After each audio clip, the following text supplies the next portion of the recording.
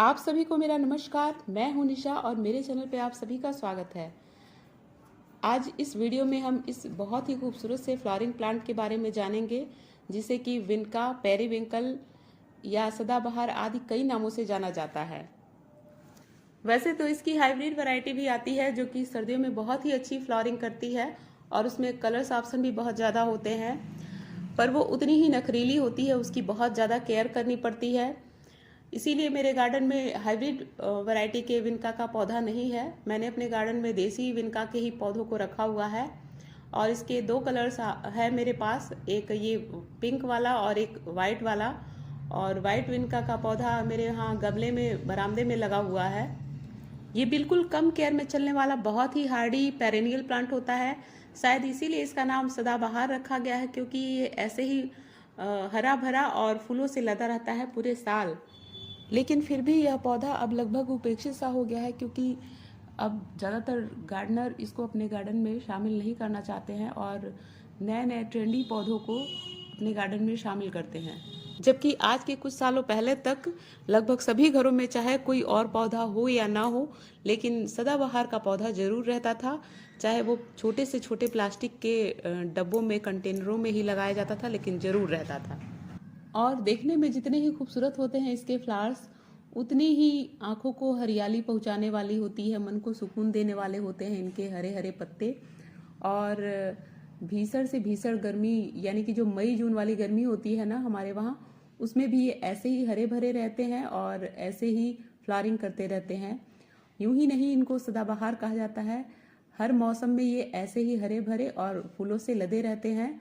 हाँ, सर्दियों में इनके फूलों की साइज थोड़ी सी छोटी हो जाती है, पर फिर भी इनमें उस समय भी फ्लावरिंग होती है। और इतना ही नहीं, इस प्लांट की मेडिसिनल वैल्यू भी बहुत ज़्यादा होती है। सदाबहार का नया प्लांट कटिंग से बहुत ही आसानी से बनाया जा सकता है।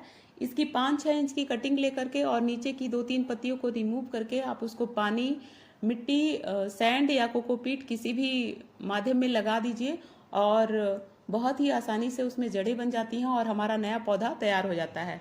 इसके अलावा इसमें सीड पॉट भी बनते हैं, जो कि राई के सीड पॉट जैसे होते हैं। और शायद आप लोग देख पा रहे होंगे, मेरे इस प्लांट में भी बहुत सारे बने हुए हैं और ये भी बहुत छोटा है।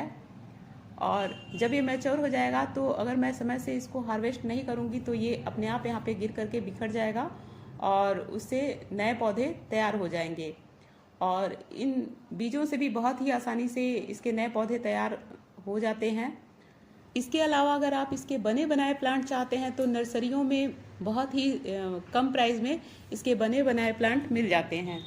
दूसरे नंबर पे इसके पॉट की बात करें तो मेरा ये सदाबहार का प्लांट तो नीचे ज़मीन पे लगा हुआ है, लेकिन ये मिट्टी, सीमेंट या प्लास्टिक किसी भी प्रकार के पॉट में बहुत ही आसानी से चल जाता है और छोटे से छोटे पॉट में भी बहुत ही आसानी से चल जाता है।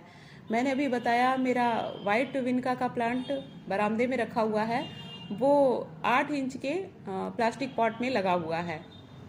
यहाँ तक कि ये छोटे से छोटे किचन वेस्ट कंटेनर जो कि प्लास्टिक के होते हैं, उनमें भी बहुत ही आराम से चल जाता है। और अब बात कर ली जाए इसके लिए कैसी मिट्टी चाहिए, तो अगर आप इसको गमले में लगा रहे हैं तो इसकी गमले की मिट्टी वेल ड्रेन होनी चाहिए, यानी कि वो पानी को तुरंत ड्रेन आउट कर दे, ऐसी मिट्टी बनाएं इसके लिए।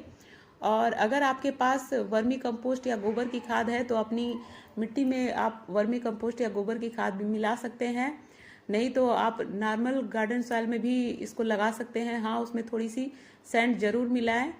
और मेरा ये पौधा नीचे क्यारियों में लगा हुआ है और इसमें बहुत दिन हुए फर्टिलाइजर डाले हुए, लेकिन फिर भी ये बहुत ही अच्छे से ब्लूमिंग कर रहा है। और अगर आपने इस पौधे को गमले में लगाया है तो आप साल भर में 1-2 बार इसमें वर्मी कंपोस्ट या गोबर की खाद दे देंगे तो इसके लिए बहुत ही अच्छा होगा और ये बहुत ही अच्छे से फ्लावरिंग करेगा। और अब बात करते हैं इस प्लांट के लिए पानी के रिक्वायरमेंट की। तो अब गर्मियां अच्छे से शुरू हो चुकी हैं, जैसे हम अपने गार्डन के और भी सभी पौधों को रोज रोज पानी देंगे, वैसे इस प्लांट में भी रोज ही पानी देना है।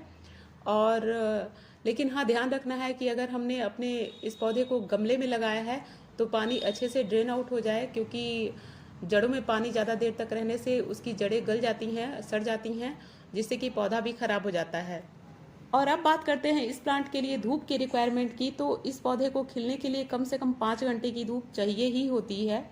अगर उससे कम धूप में आप इसको रखेंगे तो पौधा तो बहुत ही अच्छे से हरा भरा रहेगा, पर उसमें फ्लावरिंग बहुत ही कम होगी। और ज़्यादा फ्लावरिंग के लिए इसको जितनी ज़्यादा से ज़्यादा धूप में रखेंगे उतना ही अच्छा होगा। मैं ये बात इसलिए कह रही हूँ क्योंकि मेरा ये प्लांट मई जून की गर्मी में भी इसी तरह से फ्लावरिंग करता है, वो भी बिना नेट के। तो कैसी रही मेरी ये वीडियो? आशा करती हूँ कि आपके लिए थोड़ी सी भी यूजफुल रही हो। अगर आपके लिए ये थोड़ी सी भी यूजफुल रही हो तो प्लीज़ मेरे वीडियो को लाइक कीजिए और मेरे वीडियो को शेयर कीजिए, और मेरे चैनल पे नए हों तो प्लीज़ मेरे चैनल को सब्सक्राइब कीजिए। वीडियो में अंत तक बने रहने के लिए आप सभी का बहुत बहुत धन्यवाद। मिलते हैं किसी नए वीडियो में। नमस्कार।